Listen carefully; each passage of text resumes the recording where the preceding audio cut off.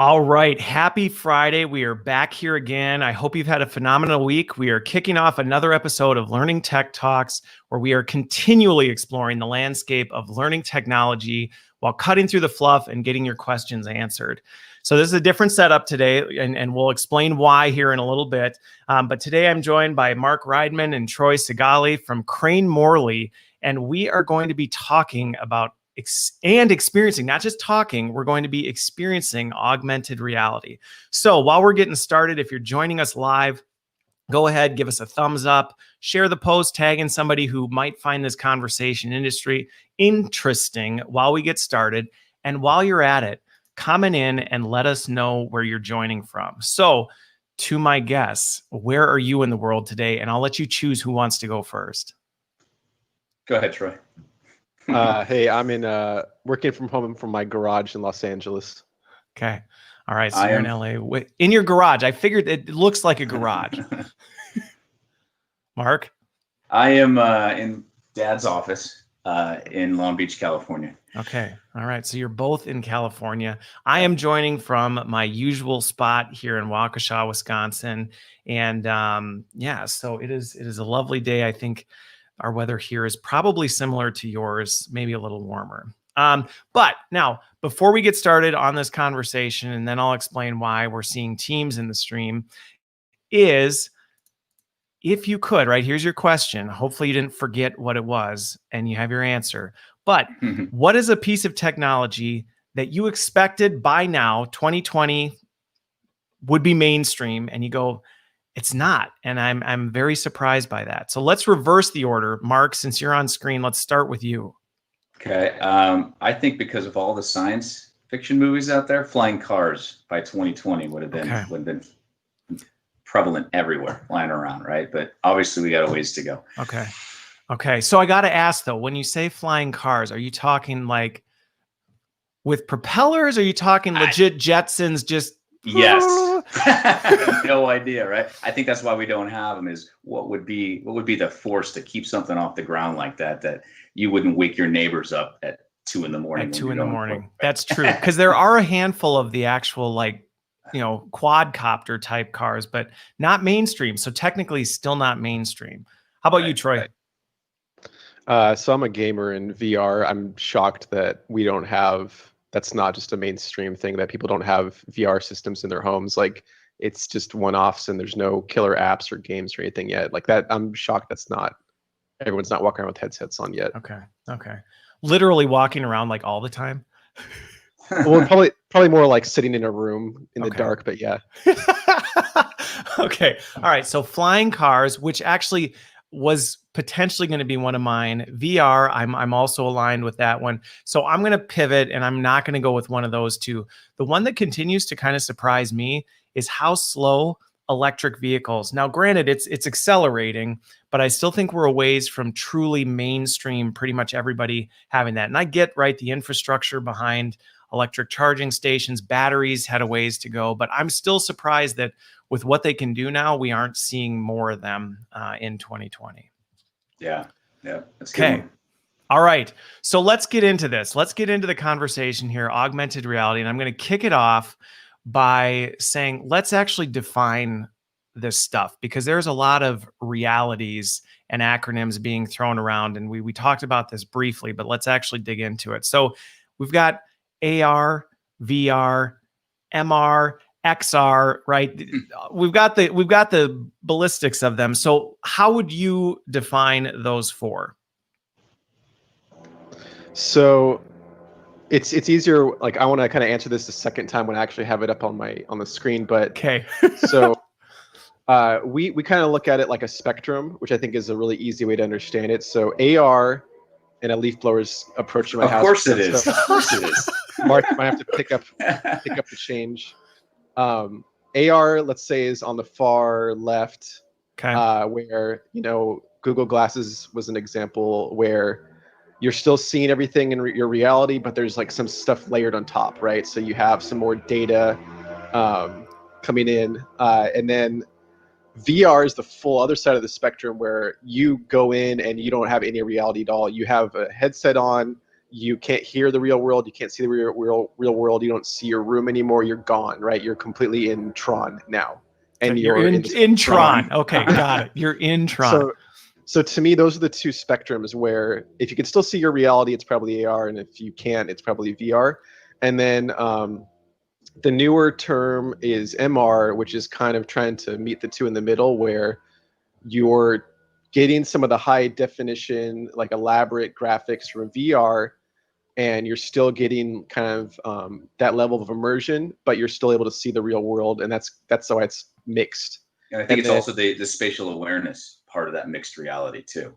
Yeah, that's what I was going to say, right? When I see about exactly some of this mapping, it's more aware of the reality versus just throwing something, wherever it happens to be. Okay. Right. Yeah, that's a really good point. Yeah, because it's not just a sticker floating in my upper right; it's actually tied to an object in the room. Locked into real space. Yeah. Yeah, and then XR is just a catch-all term. That's how we see it. So you would never create an XR solution app. Yeah. Okay. You'd create a VR or AR solution that is an XR solution, I guess. Okay. Yeah. Well, and I think, when we were talking about this before, the way we frame this up is a term that people probably could relate the XR to is, you'll see terms in business like CXO, right? Okay. Well, we're not necessarily naming a senior officer of an organization. We're just kind of categorizing, hey, this is some degree of a category. So that would be the XR. And the mixed reality one, I think, is an important differentiation because I've seen that evolve quite a bit over the years in terms of the awareness, even the dynamic lighting sometimes of some of this stuff, where depending on where you place an object, because of its awareness of what's going on, it actually is changing kind of what you're seeing. Yep. The lighting, the reflections, everything, the model. The virtual model can pick up from the real world's atmosphere. It's amazing. Okay. So let's dive into some of this stuff a little bit because it's come a long ways. And there's the part we were talking about before is there's both a hardware and a software component of it. So let's start with maybe some of the use cases, starting out with one of the basics, right? We're talking about Microsoft's HoloLens and what that looks like. And I don't necessarily know that we have to jump into showing it, which I forgot to mention this. For those of you watching, you might be like, why on earth is he showing Microsoft Teams and over on the side? The reason that I'm doing that, just so that you have some awareness to this, is the plan is to actually show the Microsoft HoloLens and augmented reality in action, so that instead of just hearing us talk about it, you'll get a chance to see it. But before we get into that, let's actually talk about kind of one of the fundamental use cases that you brought up, Troy, on this, which was remote assistance. And first of all, what is that? And then let's talk about why has that suddenly exploded in terms of importance? So at this point, I think it actually would make sense for me just to put it on and kick into gear already, just because that would make it easier to explain. Let's do it then. But before I do that, let me just show the headset. So while I'm still on webcam, because once I'm wearing it, you can't. You do look pretty awesome with it, though. By the way, now that's the HoloLens 2, though, right? Correct. Yeah. Clarifying. Yeah. The leap from the HoloLens 1 to the 2 is significant. I was going to say it doesn't even look at all like the HoloLens 1. Yeah. Yes. And we started back in 2016 with the HoloLens 1. And about a year later became a Microsoft partner with them. And so once the 2 came out, I think it was 2018 or so, it was just a game changer. I mean, the hand articulation, all the different things that you can do with this device is amazing. Okay. And we'll talk a little bit about that, because one of the things we talked about was kind of the barriers that the hardware have created for this kind of stuff becoming mainstream. Yeah. So we'll dig into that, but let's get back to this, Troy, and let us see what you got there. Okay, so really quick, let me just put it on my head and I'll show you what it looks like. And then the reason we're on Teams again is so that I can tap in with this. So I'm gonna show it to you and then I'll hang up from the call from my webcam and computer and then hop in from the HoloLens. Okay. But really quick, just basically, it goes on your head. I'm wearing on top of a headset, but it's not designed for that, really. There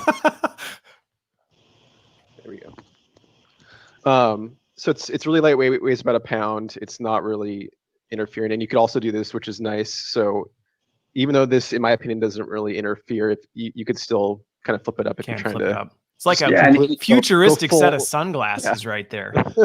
And you could put safety glasses under it. You could put ear protection like Troy's got over there. So if you're in the work, you could protect yourself and still be able to have this tool. Okay. Yeah, that's a big one. Is you can your glasses. If you wear glasses, you keep your glasses on.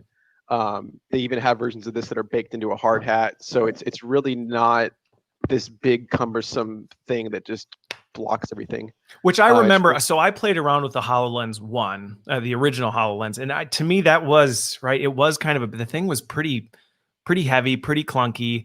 It rested on your nose. It rested on your nose. It got uncomfortable pretty quick, and it looks like that's really dramatically changed. I see the battery pack in the back too to help counterbalance kind of that weight that pulling forward on your neck too. Yeah. It's pretty nice. So let me, just because this takes a second, let me hang up and come back in and try not to say anything bad about me while I'm gone. All right. Well, while he's rebooting, so Mark, sure. Let's talk about some of these big game changer things that happened between HoloLens 1 and HoloLens 2. You said obviously HoloLens 2 came out and you went, whoa, this is significantly different. Yeah, not only with the hardware, right? So the HoloLens 2 can pick up your hands. Okay, so it does have hand tracking. It actually sees your fingers. Hand tracking. Obviously, it's weighted differently, so it's more comfortable. It's lighter. But the software side of things, I don't know if we want to go into that. But the software side of things that came about, the capabilities of that. So we actually teamed up with the Microsoft Dynamics 365 guides and remote assist teams early on.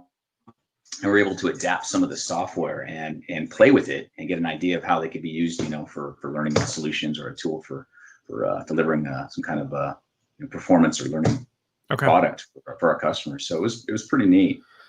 So both from the actual the other thing I'm curious about, because I haven't actually worn one of the 2s. The one, the visuals on it were still right. You could kind of see, but it wasn't.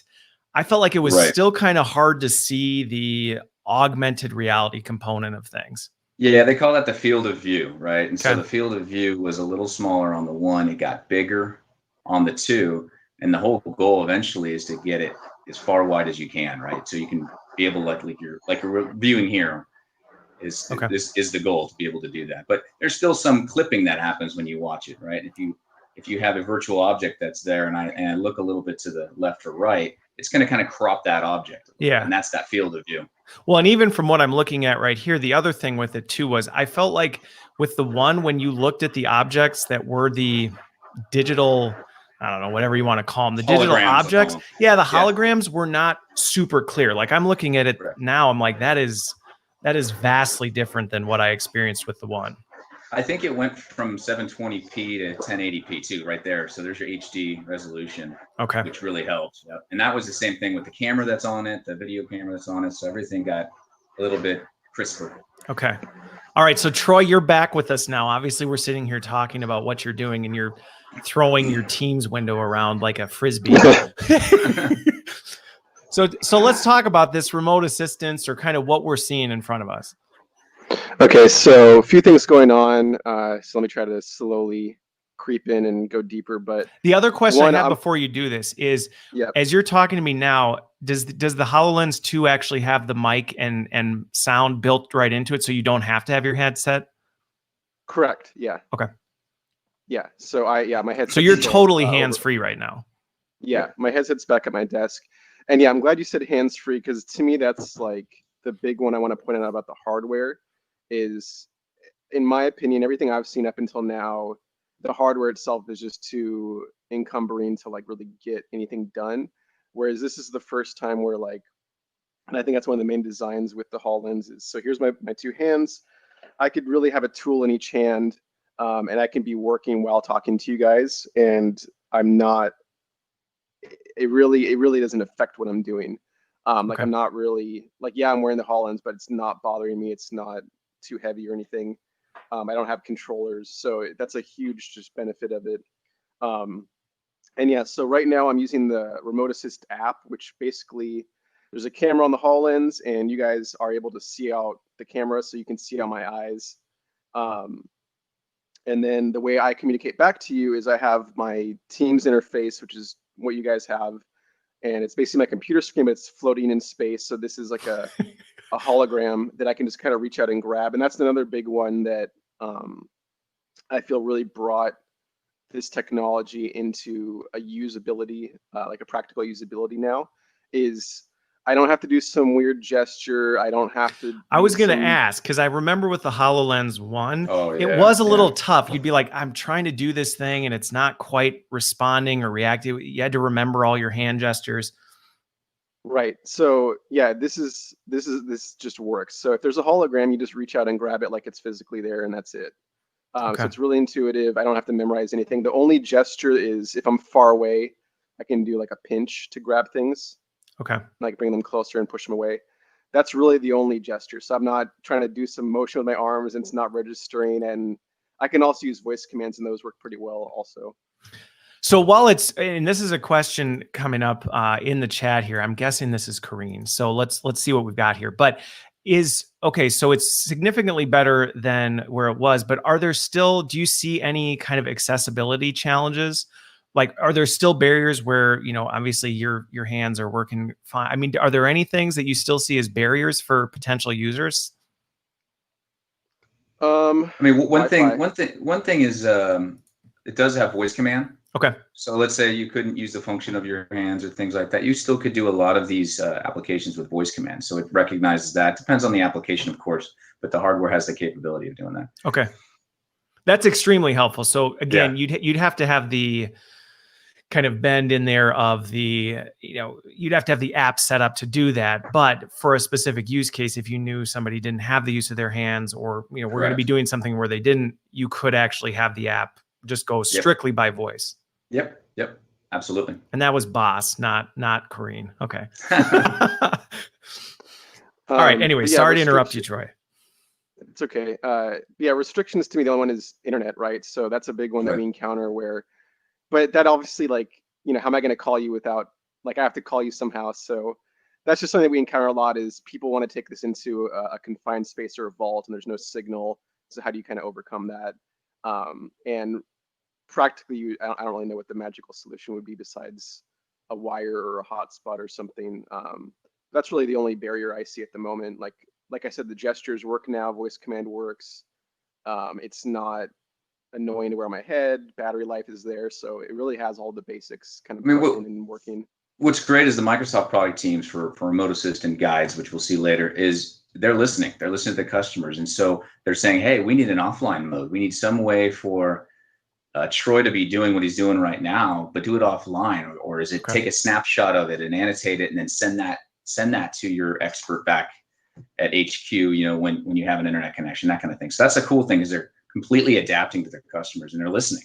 Okay. Which is awesome. Well, which makes sense, right? I mean, I think the offline mode is definitely a use case that will come up. But again, when you think about it, I think more and more we're seeing less. I mean, everything's connected, but there are certain situations where I can see where it's like you just can't get a connection. I think in the medical field, right? There are certain places you just can't have that operating. But again, I know some of the folks over at Microsoft, and it's been a similar experience where they're adapting to what the use cases and actual needs are. Yep, exactly.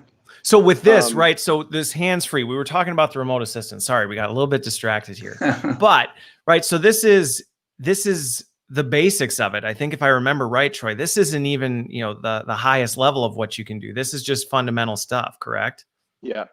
Right now we're just kind of starting out. So the whole design here with this, and so this is one application for the HoloLens, but the HoloLens on its own can kind of do a lot. So I can take pictures, I can record a video, and again, voice commands can trigger that. So I could even just be working in the field with the HoloLens on, and I could be like, oh, this is interesting. I need to show this to my boss later, and just say, take a picture, and he'll just take a picture of whatever I'm looking at.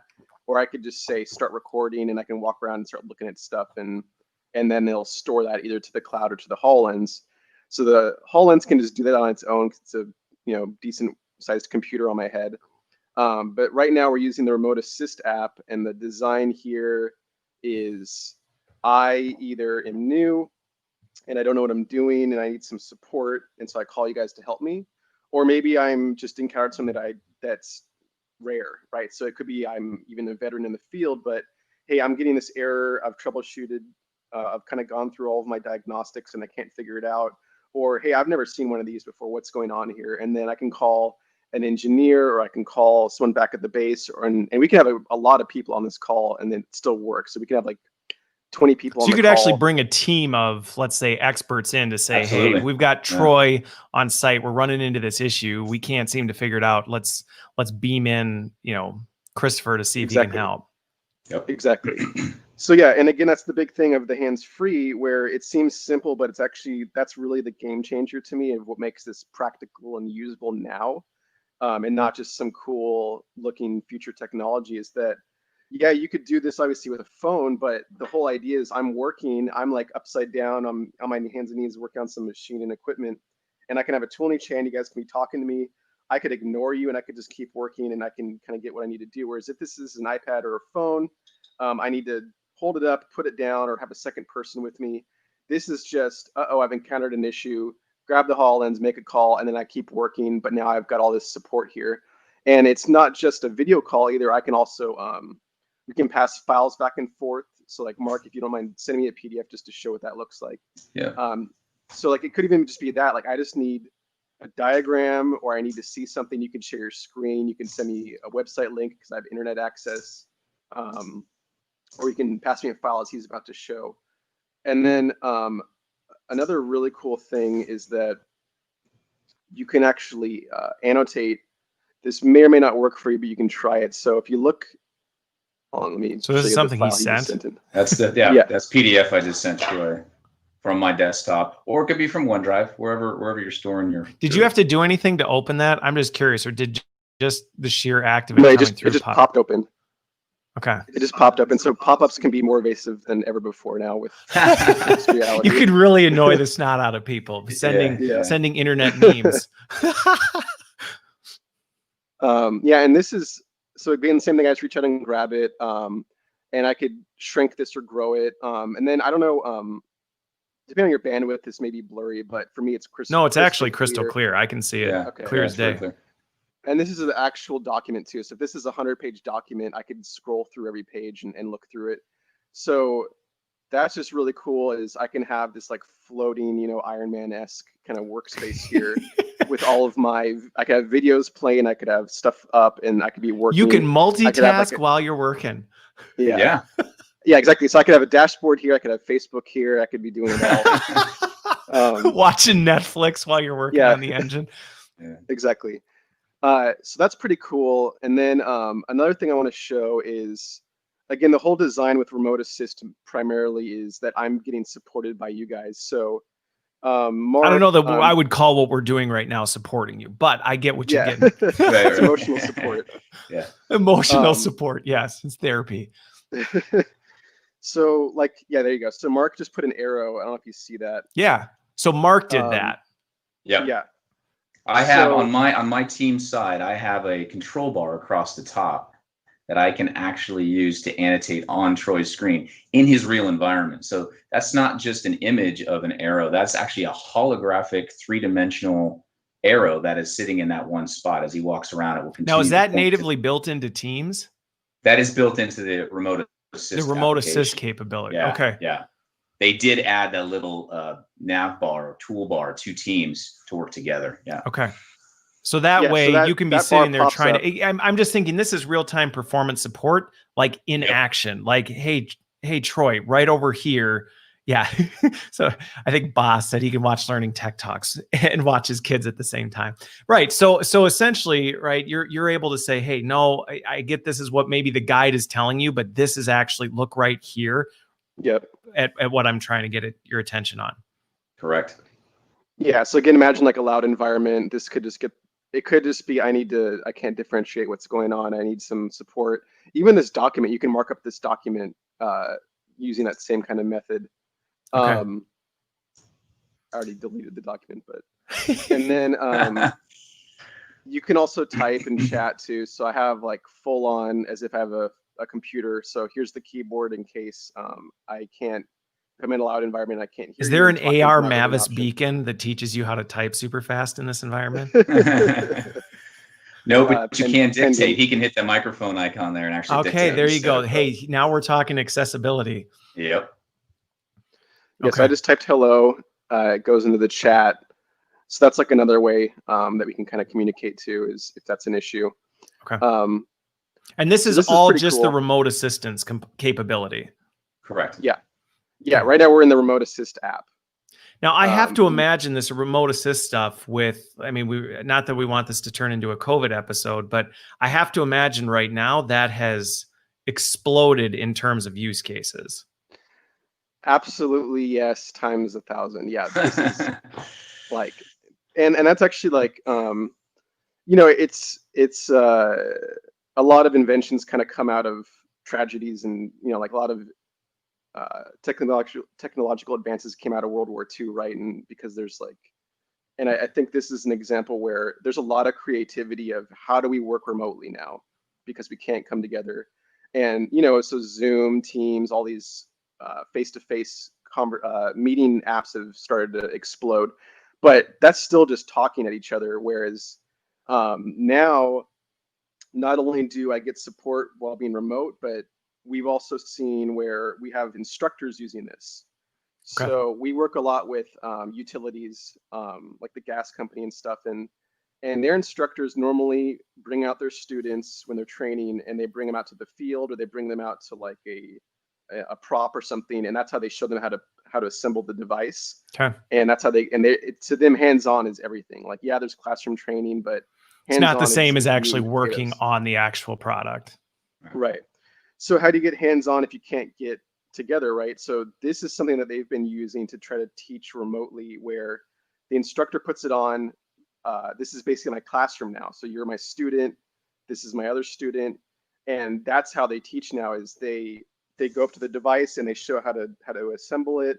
They're asking questions to their students. They have them draw on the right spot, or, you know, annotate and kind of work together that way. So to me, that could also be like an advanced kind of classroom. And again, a big thing about all of this is I've been in the industry for about 8 years or so, and this is really the first time where a new thing happened that is actually there, right? So like, okay. This is the first time that the buzzword or the cool technology isn't just cool technology, a trend or a fad. Yeah, we're actually using this now. It works out of the box. You know, like like you mentioned with, like, you know, previous iterations, like the gestures were kind of weird. It wasn't practical. This is working now. We're building stuff for it. Companies are using it. It's now, and especially the remote assist and the COVID thing. Like, I just put this on my head. I remote assist is installed. I call you guys and I'm working. Like, there's nothing else to do. It's instead of getting stuck in that kind of thing, right? It's now just being like, hey, we can just start using this tomorrow in the field. Let's just scale this up. Okay. So a couple follow-up questions that have come through on the chat. One of the questions that came through when you had the document up, you know, you said there was a PDF that came through. One of the questions was, can you zoom into the document? I think the answer is yes, right? Because you can interact with it just like you would. And you can either bring it closer to you by pulling it in, or I saw the little mission controls at the top where you could actually tap the plus to zoom into a certain component, correct? So I don't think I can actually zoom in. I basically treat it like a piece of paper. So I can walk up to it closer, but I can actually make it bigger. So I can make it so it's the size of my wall, or I could shrink it down to where it's this big. But yeah, these aren't binoculars in that I can't zoom in and zoom out. I just walk up to it. Yeah, right. So not zoom in, zoom out in the sense that you would necessarily think. I just thought up at the top there was, oh, maybe not. No, you're just going back and forth, page to page. So I zoom in. You zoom in by going closer to it. Yep. Like you would in real life when, you know, you're getting older and your eyes aren't working as well. Yeah. And you're like, you know what, I need to take a closer look. Let me pull this thing up to my face. Yep. Okay. It's weird watching you just like, yeah. So it's basically like a piece of paper or something is how you want to look at it. Okay. So from an accessibility standpoint, though, I mean, I'm just thinking some of these things, it actually is dramatically increasing accessibility for people, because going back to your point of what's going on with COVID, where, you know, you can't necessarily bring somebody in or things like that. But even on top of that, even in a post-COVID world, getting people to places takes time, resources. I mean, it's a massive lift where that need is kind of dramatically dwindling. Yeah. So even pre-COVID, one of our clients that's in the medical field, they do like radiation treatment machines. If a machine went down, they would literally just fly someone out from another country to that device, like an engineer, to go fix it. So yeah, they have to get on a plane, they have to fly out to that location. Like, who knows how long that takes, and the money for that. Plus, it takes a long time. So during that travel time, if the machine's down, that's money. And even just and even just convenience. We have a client that they're just happy that they're on call 24/7. They're happy that they don't have to get out of bed at 2 a.m. now and run down to the lab. They could just put the HoloLens on. Okay. Or actually, no, they just go to the. They don't even have to put the HoloLens on. They just sit at their computer, look at Teams. Yeah. The person on the shop floor throws the HoloLens on. Yeah, exactly. And then just help. I mean, I used to have a Honda S2000, which is like a sports car, and it was kind of rare. Yeah. And even when I went to a Honda dealership, the techs there had never seen one before. They don't know how to work on it. And I guess the protocol for how to fix it, if you don't know what to do, is to call a hotline. So they would literally just call a 1-800 number, and they're trying to walk them through it. But so I'm in my garage, which just makes this a little convenient. I have my engine up here. So again, imagine if I'm a tech and I'm looking at an engine, I don't know what to do. I could literally just put the HoloLens on, call someone, and they're like, okay, see that over there, go start, pop that open. So it's just instantaneous. Yeah, see, look at that. So okay, it's just a really quick way to. You need to change your battery, Troy. I think that's the problem. Yeah. Well, but on this, I mean, one of the terms we said, we mentioned this before we went live, right? Everybody's talking about flow of work learning. And to me, this is flow of work learning 2.0, where it's just, this is work. I mean, it's not, you're just doing your job. You're actually working and just getting the support you need along the way. With live support. Yeah, exactly. Yeah. So one question that Vinod asked that I'm curious about is, we're talking about just the very basics of this, right? The fundamentals, which is I'm sitting here in Waukesha, Wisconsin. I'm staring at Troy's, table set up here in California. And while I have no idea what he's working on, let's pretend I do. I can kind of help guide him through whatever this is. But that's just in many ways the beginning. So Vinod's question was, are you seeing use cases start to go where people are combining this technology with AI for the visual recognition? So instead of somebody even having to know what they're looking at, it's automatically detecting like, hey, this is this, and this is what needs to happen. That's a really good question, and that actually could segue us into the next. I was going to say that's a perfect segue. I kind of suspected. So thank you, Vinod, and that way it brings us into that. Yep. Yeah. So before I leave, so right now, just to clarify again, there's the HoloLens, which is the headset. Yep, that's the hardware. That's the actual thing that if those of you who are tuning in now didn't see, rewind when this is over. Pretty slick little bad pair of sunglasses. Good, like in a good way. Bad. Yeah. As in cool. Bad meaning good. So there's the HoloLens 2, which is, like I said, it just works now. It's there. Like I mentioned, how I don't think VR doesn't seem to be there yet, where it's almost there. Like I feel like this product is there. Okay. And this is a app on it, which is Remote Assist, which just lets me call people. Yep. They see out my eyes, and we can conference. And we get a couple of use cases, but it's just so easy. Another use case is just I can walk around the site and look around and interact with people. And the other advantage I'm thinking with this is, Troy, right? The big problem everybody has in all these virtual meetings where they're so distracted watching what they're doing and their camera, they're not paying attention. Now you don't have that because all you're seeing is just what's in front of you. Yeah, that's correct. Okay. But yeah, so again, I really think this is the future, because old school is you bring 20 people on site, they all have to walk around, they're all wearing hard hats. This way, just one person can be that kind of avatar. From a safety standpoint, I think the safety implications are massive. Instead of exposing potentially multiple people, you can have one person kind of take the reins. Yeah. Okay, so 2.0 though now, because this is fundamentals of kind of this real-time support. So now I'm going to open the second application, which is called Guides. Okay. And Guides, so to me, Remote Assist is more collaboration. But now I'm going to open up Guides.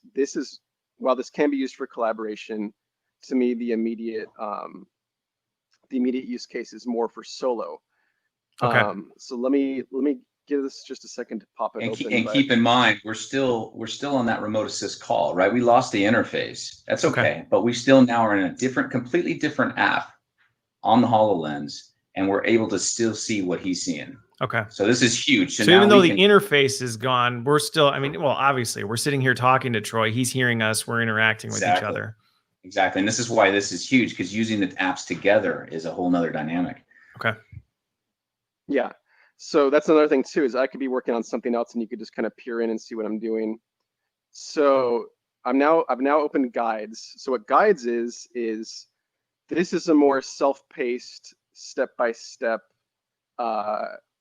floating IKEA manual or something. Is, I don't know how you want to look at it. IKEA manual. So I can get this for my kids and their Legos, right? Yeah. Exactly. So kind of similar to what we just saw, I have a floating window here, but this time instead of it being U2's pretty faces, it's my instructions on how to assemble this item here. So you can see it says step 1, pick up the feed pump cover. This is kind of hard to see, but no, I can see it. Yeah, there's like a little dotted line trail. Yep, they call it tether. Yep. Yeah, so that can point to anywhere in the room, and that's not Mark doing that. That's the app itself, just kind of knowing that that's right there, and then saying, "Hey, this is the thing." Correct. Yeah. So guides is using spatial awareness to know where all the parts are and know where to place holograms. And then I have my image here, so I also can just see. Okay, this is obviously a sample guide. Like this is. I don't think I would need this much assistance to find this. If you did, maybe you shouldn't be a tech on this thing. Yeah. But I just want to. We use this just because it's simple, so it allows you to kind of see what's happening. So it points me to the part I need. It's like, okay, there it is. And again, this could be in a different room even, and I could just follow the dotted line all the way to the room. And again, hands-free, so I can either use voice commands to advance to my next step, or I can use what's called gaze. The HoloLens tracks my iris. Okay, so it's actually doing eye tracking. Yeah. So it waits, I can look at this button and then it advances to the next step just from me looking at it. So I can just do it that way without even speaking if I don't want to. And so my second step. Now that's specific to the app though, right? That's built into some of the app. Okay. And this is where we're talking about the difference between the hardware and then the software, the apps that are connected to it. The capabilities may vary a little bit within the app. Correct. Right. The hardware has got the capability of doing it. Now it's up to the app developer to use that capability into their app. Okay. Yep. So again, the whole idea here is I have this in front of me. Granted, I could probably do this with another person helping me, or I could have like a paper guide, like I could have like a workbook. But the whole idea now is I don't have to reference a workbook. I don't need to watch a video or anything. I could just have tools in my hands. I'm working it, and this is showing me step by step what to do next. And there's a little hologram of a pseudo version of little object A right there too. Yeah. So my next step right now is, I just need to put this here. It's really obvious, right? So this is what I mean by IKEA, where we could not even use language and not even have text there. We could just have an image and we can have a hologram of what the next component is. Okay. Right. And I could just follow the holograms until this is completed.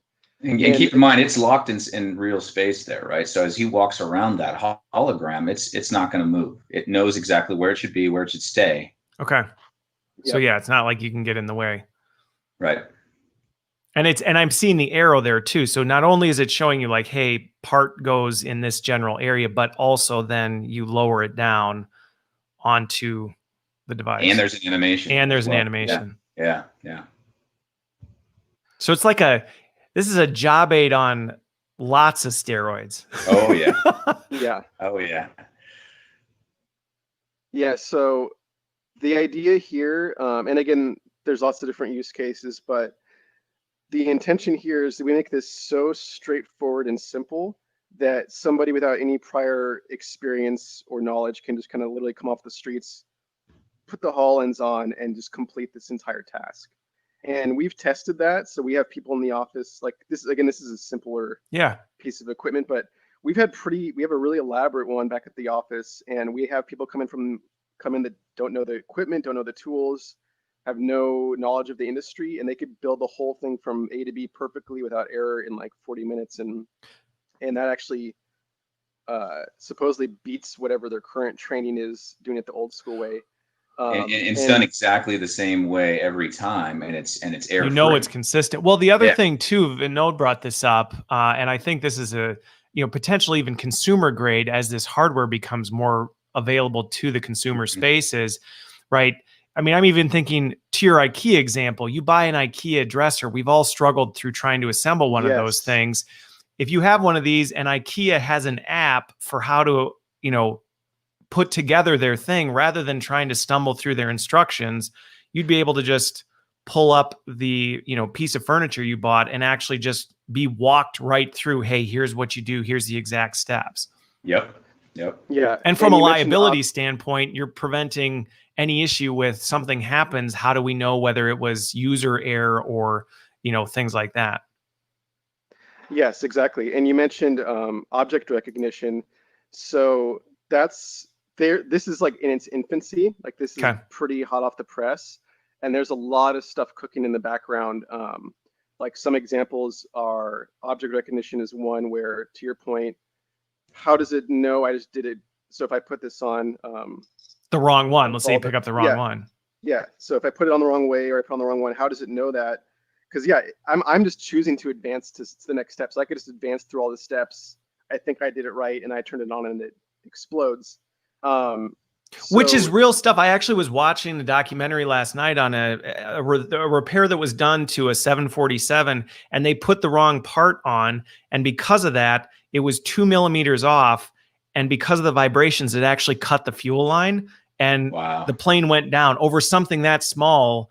But this potentially would have the ability to see, no, that's the wrong part. It looks very similar, but it's not the right one. Do not put that there. Exactly. And again, can't do that at the moment, but there's lots of stuff cooking. Another thing it's doing, this one's going to come out pretty soon, is it can tell if I've occupied a space. So right now, again, it doesn't know what I'm doing or what I'm not doing. But another feature that's about to come out is it'll wait for me to put my hand over here before it advances. It'll wait for me to kind of go over here to this screw before it advances. So then it can kind of confirm that I actually am indeed tightening these nuts and occupying this space. Okay. So another question that came up, because I'm looking at this and Boss kind of took the words out of my mouth. You know, so there's a lot of data being streamed right now, right? It knows what you're doing. You're doing all this, which for many cases that's pretty low risk. But in some cases, that could be extremely high risk in terms of, you know, the data that's being out there for compliance, regulatory things like that. Is that data, can that be then encrypted so that there's little risk that somebody could potentially hack or tap into this and actually gain access to IP or things like that that you wouldn't want getting out? Yeah, I mean, this is utilizing Microsoft's ecosystem, right, which is super secure, right? I mean, they work with the military, they work with everything that have to have a good, strong encryption, and it's encrypted, all this data, whether it be the video stream or files being sent, it's all encrypted and it's all localized in that one environment for that organization. Okay.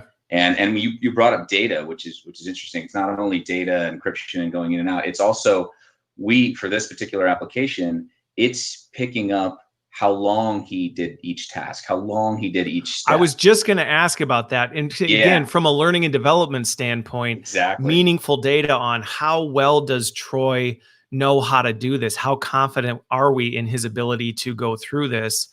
It's capturing that data and being able to say, you know, this is how skilled, I guess I'm going back to the whole skill standpoint. We actually have better visibility into Troy's skills with this versus just, yeah, he did it. But we don't really know what that was like. Right. I mean, being a Microsoft application, right, they're big on the cloud. They want this to be a cloud application and gather that data. And then you get visibility into that data, maybe through a Power BI or some other kind of system that you want to integrate with it. And you pull that down and, yeah, you can determine, hey, maybe our onboarding new employee is getting stuck on this particular step. Maybe we need to investigate our process a little bit. Maybe we need to tweak that step and make it a little easier or harder, whatever you might want to do. So yeah, having that data is huge. Okay. The other thing I was going to ask, because this is one of the things that comes up, I think, a lot with these new immersive texts, is it can feel a little bit like if you're in the L&D space, right? Oh no, like what's my role? But to me, I'm looking at this and I think it's not so much eliminating the need for what we do in terms of, hey, we need to break this process down. We need to understand what are the steps. We need to understand how do we best articulate those steps to an end user. Now, granted, building something like this versus a traditional job aid, the way you would develop that support is significantly different, but your role is still just as critical. Is that a fair assessment? Absolutely. Oh, yeah. I mean, what we're looking at right now is what they call the operator mode. So he's the actual operator. He's going through the steps that have already been authored. But the other side of this is the authoring mode. That's where it's basically as easy as putting a PowerPoint together. Okay. You just drag and drop. And that's what I was going to ask. So in terms of how you assemble this, do you have to be some expert in, Python to know how to put together some remote assistance guide? No. There's actually an application on the PC, Windows 10 PC. You download that and you add a task, you add a step, you put your step text in, you drag and drop your elements in there. The only area where it can get a little complicated is if you don't have access to maybe a 3D model. Okay. Right, or access to a CAD drawing of that particular equipment, then you might need to have maybe a developer help you, 3D developer, build that model and then be able to bring it in. So, and as an example, I'm just thinking I've done some of this stuff in the past so on the basic scale, I'm looking up, Troy, if you look up at the guidance that you have there. So I'm looking at this, the basics, an instructional designer could look at these steps and say, hey, let's get a video clip of somebody doing this. We're going to put that in there. And we're going to put some guidance, maybe some images to kind of help people see what this is. That would be kind of level one, the basics that pretty much, is pretty light on the tech from the way you've described it, Mark. Right. The more advanced would be, okay, we actually want to have a 3D model with guidance that has more awareness and is actually guiding somebody through this. That's where then you would partner up with say your tech team to actually bring that model in, make it more advanced. But the potential to do either is there. Correct. Yep, you nailed it. Okay, got it. Yeah, and that is a big one. Is another thing that kind of puts this in the now, and it's usable and it's practical versus, oh, that's cool. Right. Yeah, that's really neat. But because I can hand this to you, and you could do this yourself. If you can make a PowerPoint, you just pop it open, you type it in, drag and drop your images in, send it over, and I'm done. I mean, we have it. Again, the only thing that gets complicated is the holograms. And even those, if you're working with the supplier or the manufacturer, and they can give you the CAD drawings, and then guides also actually comes with some default holograms, like these little arrows, this wrench. Okay, so some of that's built into the app natively. Yeah. So you get some basic ones to play with, so you can put numbers and arrows and hands and stuff like that. And then if you get the CAD drawing, or if you can get some simple models online, I mean, you can even kind of just do it on your own.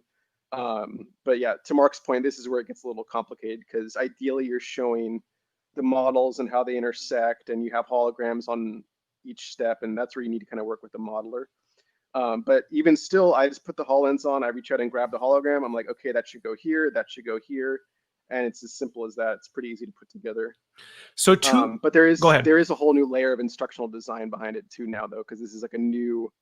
How do I build a good guide, right? How do I build a great guide? Not just take that existing process document and then shove it into here and make it work. No, this is a whole nother visual extreme that you might want to look into.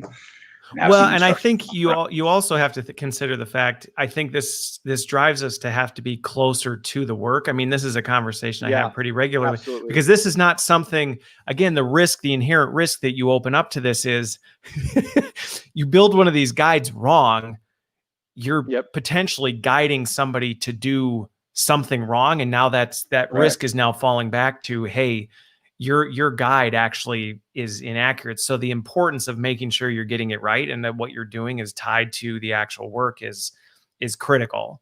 Yep. Yeah. So yeah, exactly. So it's easy to build, but to Mark's point, potentially trickier to build well.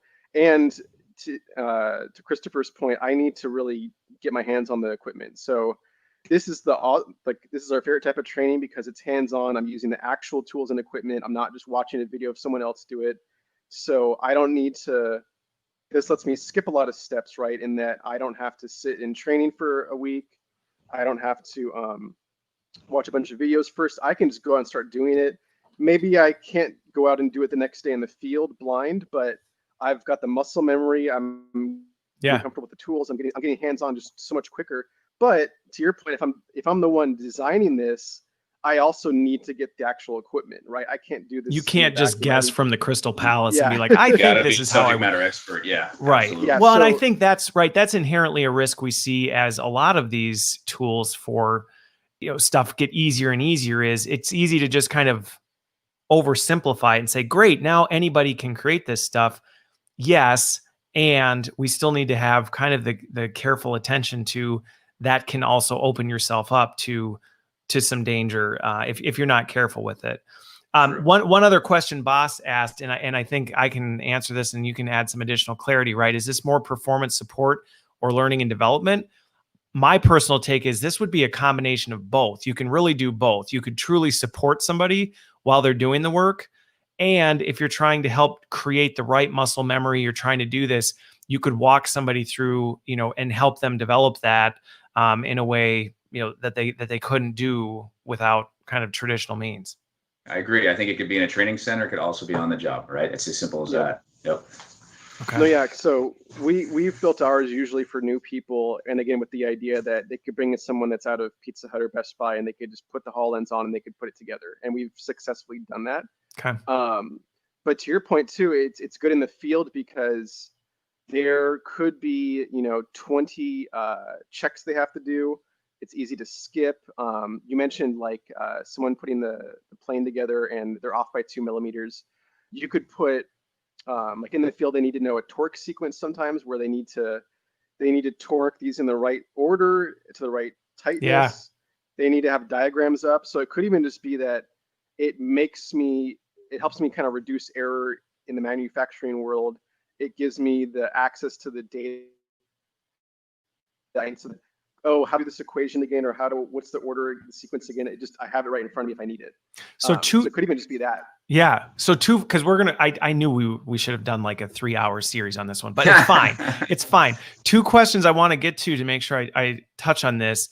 The first one is, so, especially as everybody's getting ready, if they haven't already, to start sending their kids back to school, doing some of this. Are you seeing applications? Obviously, what we're seeing here makes perfect sense in like a manufacturing application, things like that. Are you seeing any applications of this taking off in like the K-12 space? I think it would increase engagement and immersion a lot.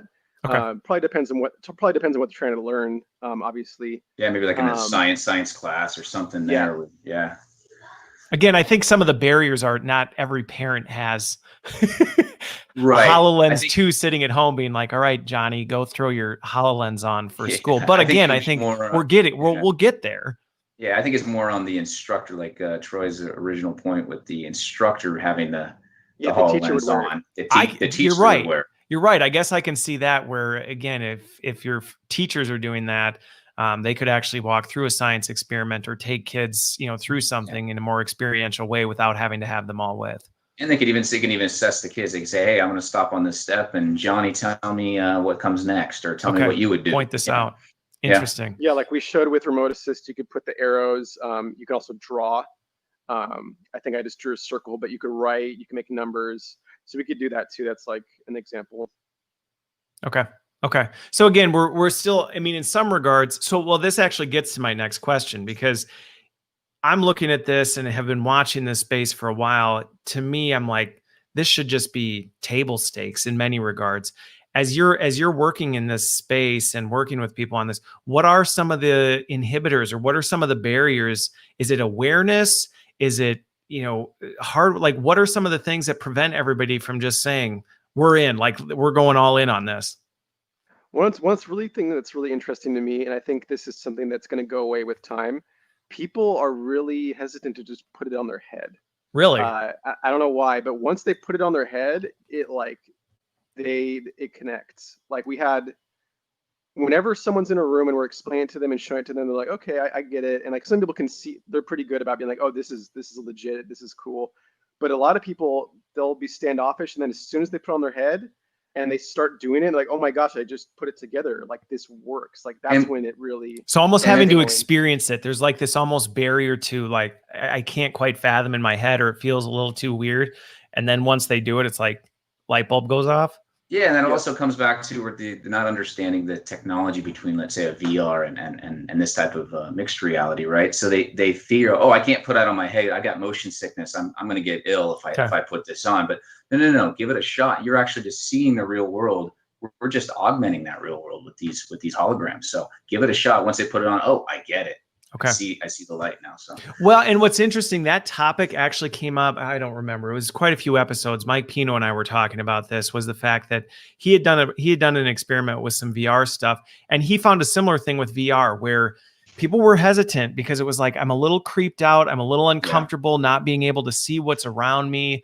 You know, people looking at me. I don't really know what they're doing. But augmented reality is not that, because as we're seeing right here, you still see your whole world. You're not going into this weird immersive space. It's just layering on top of it. Correct. Yeah. And that's why there's no motion sickness. Yeah. Right. I'm not getting spun around in a fake world and my body's trying to figure out what's happening. The only motion sickness is for the people watching as your head bobs around. Yeah. Slow down, Troy. Sorry. But I mean, we've been doing it for an hour, and I'm fine. So, okay. Yeah. Any other ones? I mean, is it cost wise? Like, let's just, is that sometimes a barrier that people don't have the hardware? I mean, are there any other barriers other than, okay, it's kind of weird putting something on my head? I mean, cost wise. Go ahead, Troy. I was gonna say money is always a barrier, no matter what the cost is. No matter what, I guess. But the cost isn't too bad. The cost is pretty good in my opinion. You can explain that, Mark. Yeah, no, I was just gonna say, I think if they treat the cost as more of like, this is a special service tool for on the job, right? It'd be pennies then. It's just part of doing business. But you know, Microsoft is all about subscriptions and things like that. So there's a cost there to keep things live. That's because you're working on a cloud application. Yeah. And things. So there's a little bit of that, but I don't see that being. I think that it's doesn't awareness. Tend to be the big barrier. Yeah, I think awareness is big. I think a lot of times when we get a lead from Microsoft, it's hey, we want to see what this does because we've looked at the website, we're engaged, we've seen your videos. Now actually show us what we're seeing right now. And then a lot of people just go, that's cool. And they get it. And that's when they just go off and show the other departments, right? Well, and I think that's why we originally talked about this, was the fact that, you know, people have heard this stuff. Not everybody's seen or experienced it. And I do think for some of these big immersive texts, you have to see it and experience it to really understand it. Yep. And you know, instead of just walking over and putting the HoloLens on at your house right now, which we can't do, this is the next best thing, is to be able to do it through here. Experience it. Yeah. Well, the other thing, going back to the cost point, I was talking with someone the other day about this with coaching, right? And in this different topic, but it's easy to just look at the cost if you're not accounting for, you know, Garth brought this up, right? You look at field service. If you compare how much are you spending on travel costs for sending people, how much are you spending on errors, safety issues, things like that, because of mistakes that are happening, you start totaling those things up. I have to imagine the scales very quickly tip towards, yeah, we're spending some money on this, but look at all the money we're not spending over here and all the risk we've taken out of the equation. Exactly. Yep. Very cool. Any other, so, and this is something that you are working with organizations to help build? Are you helping build some of these apps, or what is the role you play in this? We're kind of doing a lot. We're a training company first. So we've been developing, you know, instructor-led training and e-learning and all that jazz for the last, 27 years that our company's been up and running. But yeah, right now we're helping companies, one, just become aware of this. So we are working with Microsoft to help just, here's what it is, here's how it works. So we train people on just using the HoloLenses, using guides, what goes into it, how to use remote assist effectively. So we train other companies just to get up and running, but then we also help those companies to implement it, build out the guides, because very often, I'd say that's actually the biggest barrier. Is it's still a mystery, and they're scared to kind of move forward, and they don't know how it's going to work. So they'll invest, they'll get a couple of headsets, they'll get some licenses, but then it gets stuck in the point of proof of concept. How do we actually carry this forward? Yeah. And that's where you're there, is kind of the AR Sherpa. Yeah, there you go. So we kind of come in and help make sure that it goes beyond just this R&D, and we actually help them implement it, and we help them either build it out or get the wheels scale it so it starts rolling down the hill. Yeah. Okay, got it. Well, I have to say this was fantastic. I mean, it was amazing to actually be able to stream and see all this in real time and continue to have the conversation. I think that even just further speaks to how non-invasive this type of stuff is for being able to do these different things. So, Mark and Troy, that is so trippy. That's it, mapping your environment, right? It's mapping the environment. Yeah, it's constantly mapping. Yeah. Okay. Well, I appreciate the time. I appreciate you coming and showcasing what this is. Hopefully for everybody watching, you now have a much better idea and feel for when we say augmented reality and what the possibilities of this are. You have a much better sense of what this looks like and how powerful it can be for not only learning and development, but just transforming workplace performance. So thanks for being here, guys. Thanks everybody for tuning in. Have a phenomenal rest of your Friday and a fantastic weekend. Cool. Thank you, everyone. All right. Thanks, guys. Thanks for having us.